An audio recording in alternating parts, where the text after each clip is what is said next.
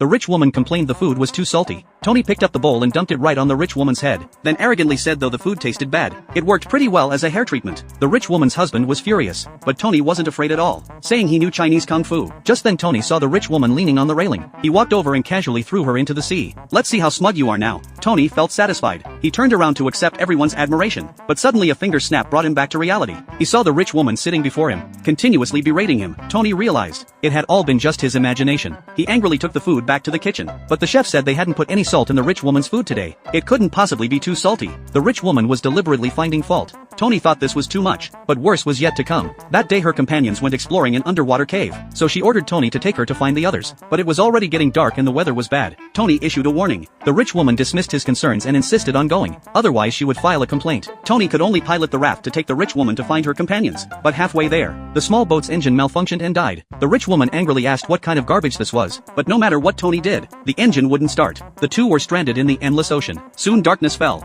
They didn't get rescued by the cruise ship. They drifted further and further away, completely losing their bearings. The sea was relatively calm that night. They made it safely through the night. When the rich woman woke up, Tony was gone. Soon Tony returned. He had caught a small fish with great difficulty, thinking he should take care of the lady, but after sniffing it, she threw it away directly, saying she'd rather starve than eat something so disgusting. My God, if you don't want it, give it to me. The two started arguing. Just then they saw a ship passing by. The rich woman quickly took out the flare gun from the raft. She held it for a long time without correctly pulling the trigger. Tony said, if you don't know how, let me do it. In their struggle, something devastating happened.